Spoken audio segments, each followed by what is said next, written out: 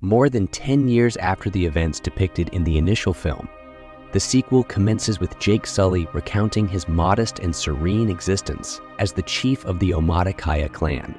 He and his wife Ney'tiri have fostered a family, which includes their sons Netayam and Loak, daughter Tuk, and an adopted daughter named Kiri, born from Grace Augustine's dormant Navi avatar.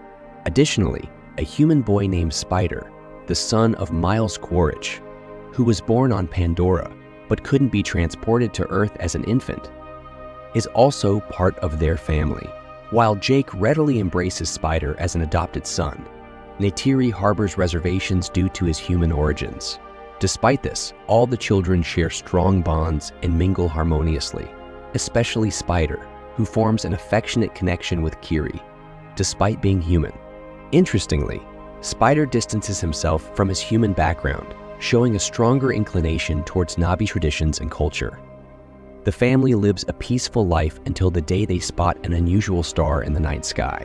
To their dismay, they realize it's an Arda spaceship, bringing humans back to Pandora with intentions of colonization.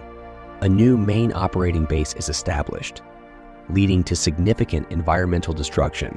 Among the arrivals is Colonel Quaritch, cloned into a Navi body with his memories reinstated from before his death. Quaritch is unaware of his demise at the hands of Jake, but is determined to exact revenge. In a bid to thwart the exploitation of Pandora by the Arde, Jake spearheads a calculated guerrilla operation that targets the company's supply lines, weakening their grip. During one of these operations, Loak disobeys orders, attempting to prove himself as a Navi warrior, but ends up wounded. Jake rescues him and imparts a crucial lesson in responsibility and caution. That night, as Ney'tiri tends to Loak's wounds, she encourages Jake not to be too severe on him, expressing his concerns as a father for his children's safety.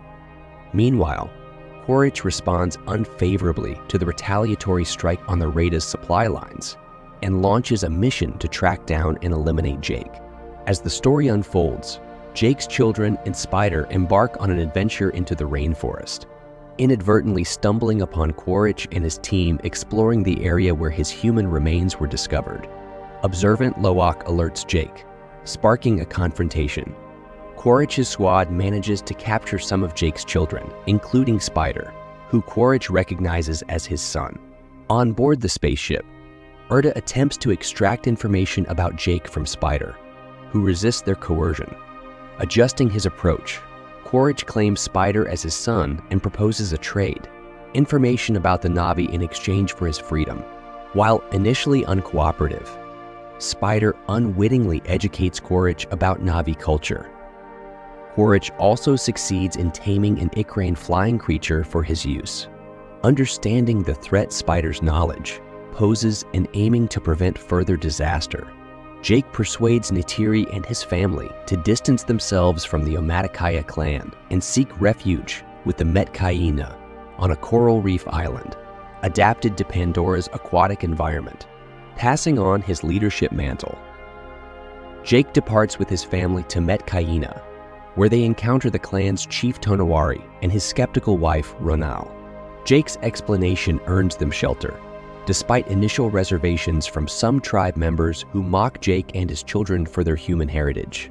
Over time, the family acclimatizes, learning the ways of the reef, people, and gradually gaining their respect. Kiri develops a deep affinity for aquatic life, while Loak befriends Soraya, the daughter of Tonawari and Ronal. As they adjust to their new surroundings, Loak becomes entangled in a dispute with Soraya's brother, Onung, who makes insensitive remarks about Loak and Kiri's mixed human lineage. Jake intervenes and prompts Loak to apologize. In turn, Loak's attempt to make amends spirals into an encounter with a perilous sea predator called the Akula. Through an unforeseen connection, Loak finds salvation in Payakan, an intelligent and pacifistic cetacean species shunned by its own kind. Returning to Metkayina, Loak's actions prompt Chief Tonawari to encourage Anong to apologize, strengthening their bonds. Meanwhile, Kiri's attempt to connect with her mother through an offshoot of the Tree of Souls goes awry, resulting in a violent seizure. After her recovery, a chain of events leads to Quaritch's discovery of their whereabouts. With Spider in tow, he commandeers a whaling vessel, ruthlessly hunting the Tulkuns. Cetaceans hunted for their brain enzymes to create anti-aging remedies. Quaritch resorts to brutality, interrogating the indigenous tribes and resorting to violence in a bid to locate Jake. In the face of these new threats, Loak rushes to warn Payakan as they become aware of the Tulkun slaughters. He's joined by Neteyam, Soraya, Roxto, Anung, Kiri, and Tuk. Their efforts result in a harrowing confrontation, with Pakan aiding them by engaging Quaritch's whalers. Amid the chaos, lives are lost, and the vessel sinks. As the situation escalates, Jake, Ney'tiri, and the Metkayina set out to confront the humans. Quaritch seizes the opportunity to corner Jake by taking hostages, including Loak and Spider. The ensuing struggle unfolds in a dramatic climax, revealing unexpected alliances and pitting the powerful forces of unity against Quaritch's aggression. Amidst the chaos, profound sacrifices are made and bonds are tested. The tension escalates further as Jake, Ney'tiri, Tuk, and Quaritch find themselves trapped in the sinking vessel. A desperate struggle for survival ensues, culminating in a confrontation between Jake and Quaritch. Jake's determination, combined with unexpected aid from Loak and Payakan, leads to a turning point. Kiri's connection to sea creatures becomes instrumental as she aids Ney'tiri and Tuk. Amidst the turmoil, Spider's own transformation reaches its zenith, further cementing his alignment with the values of the Na'vi. Spider's realization prompts him to abandon Quaritch and rejoin Jake's family, affirming his commitment to growth and goodness. Following a somber funeral for Neteyam, Jake's family decides to permanently unite with the Metkayina, signifying a shared path forward that embraces diversity and unity.